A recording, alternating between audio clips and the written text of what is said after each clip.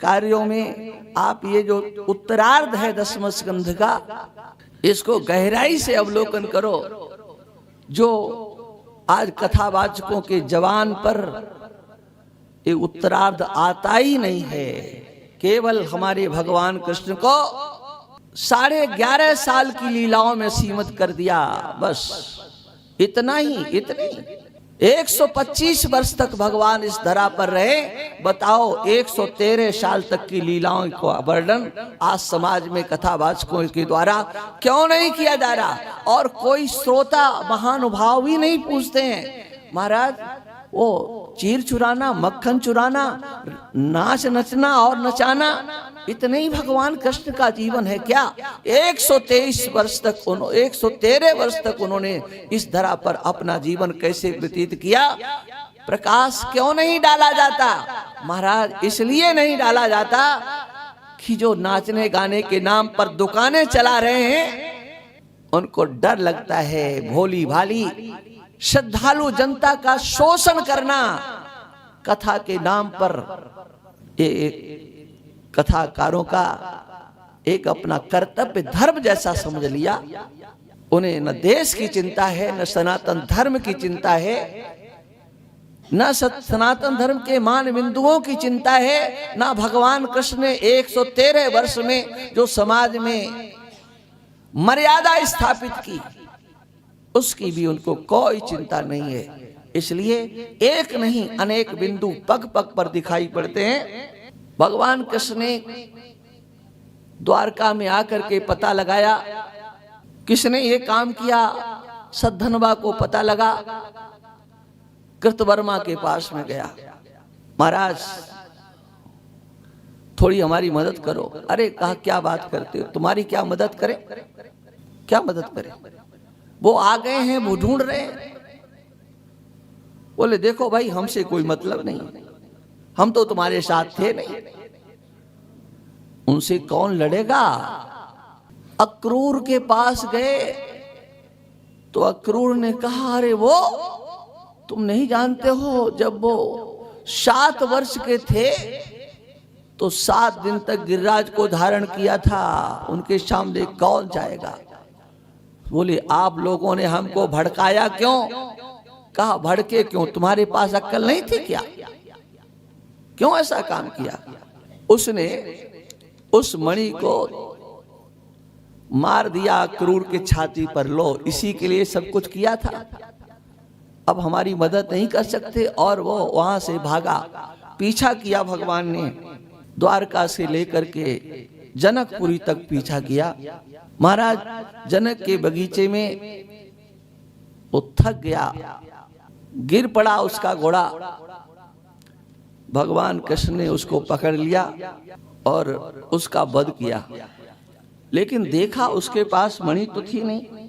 बलराम जी से आकर के कहा महाराज ये बेचारा मुफ्त में मारा गया, मणि इसके पास नहीं। बलराम ने कहा इसके पास नहीं तो किसके पास? उसके पास नहीं थी। बलराम को भगवान कृष्ण के ऊपर संदेह हो गया, ये हमको देना नहीं चाहते, नाराज हो गए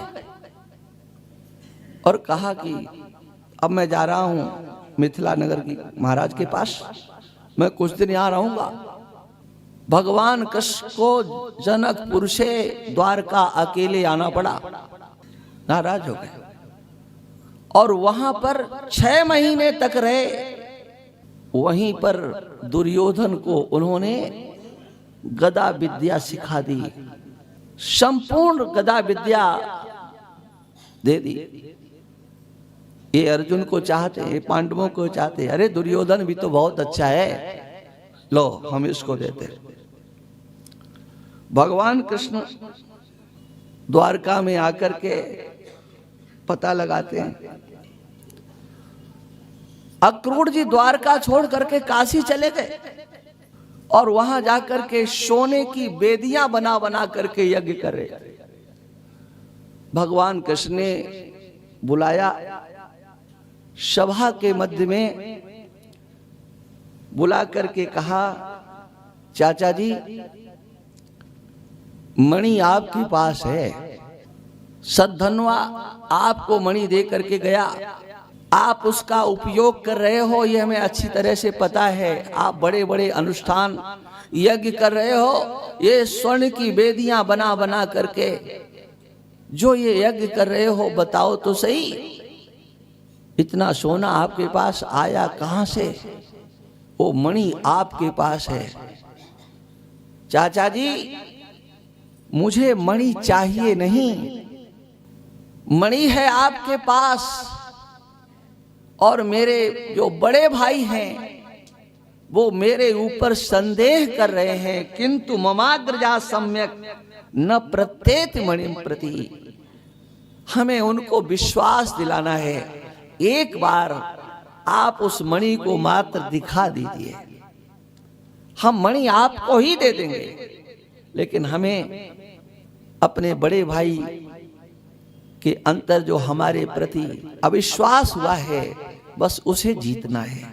भरी सभा के बीच में उन्होंने मणि को निकाला, भगवान कृष्ण को दिया। भगवान कृष्ण ने उस मणि को वापस कर दिया। कहते हैं सुखदेव जी, किसी को अगर ऐसा झूठा दोषारोपण हो जाए तो उसको, ये स्यमंतक मणि उपाख्यान है, इसका पाठ करना चाहिए, उसका परिमार्जन निश्चित हो जाता है। देखो, पहले समाचार मिला था कि पांडव लाक्षागृह में जल गए, फिर समाचार आया कि नहीं नहीं, वो तो अभी जीवित हैं। तो भगवान कृष्ण पांडवों से मिलने के लिए पुनः द्वारका से आए हस्तिनापुर। वहां आकर के उन्होंने सबके साथ मिलकर के उनकी कुशल क्षेम पूछी। सुखदेव जी महाराज भगवान कृष्ण के शिष्टाचार का यहाँ वर्णन करते हैं। आयु में भीम और युधिष्ठिर दोनों बड़े थे। सुखदेव जी कहते हैं, कृत्वा पादाभिवंदनम युधिष्ठिरस्य भीमसेनस्य, कृत्वा पादाभिवंदनम फाल्गुनम परिभ्याध यमाभ्याम चाभिवंदितः। दोनों के द्वारा, नकुल और सहदेव के द्वारा भगवान कृष्ण को प्रणाम किया गया। अर्जुन को भगवान कृष्ण ने गले से लगाया, भीम और युधिष्ठिर को भगवान कृष्ण ने उनके चरणों में प्रणाम किया, वंदन किया। यह है शिष्टाचार। अपने से बड़ों को कैसे प्रणाम करना चाहिए, ये तो आज समाज से उठ गया। चाहे पुरुषों और चाहे देवियां झुकना भी चाहते हैं तो पूरा नहीं, थोड़ा सा, और वो भी हाथ घुटनों तक मुश्किल से। हाँ, मुश्किल के। और इतनी जल्दी, जैसे मानो इनके स्प्रिंग लगाओ, तुरंत सीधे, कोई देख न ले। हाँ, लेकिन ये भगवान है, प्रणाम करते हैं। युधिष्ठिर ने अपने भाग्य की सराहना की।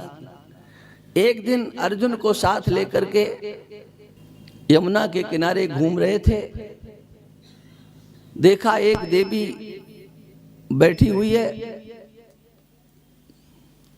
अर्जुन को भेजा, जाओ पता लगाओ ये कौन है। अर्जुन गए और पूछा, देवी आप कौन हो, परिचय दो, यहाँ क्या कर रही हो? उस देवी ने कहा कि मैं सूर्य की पुत्री हूं,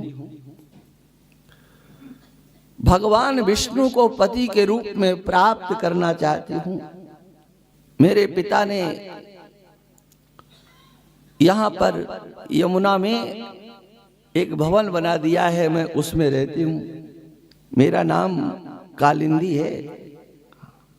बसाम यमुना जले। देखो, कहते हैं कि एक हमारे वेदांतियों में चलता है ना, जहाता जहात हाँ, ये 3 लक्षणाएं चलती हैं।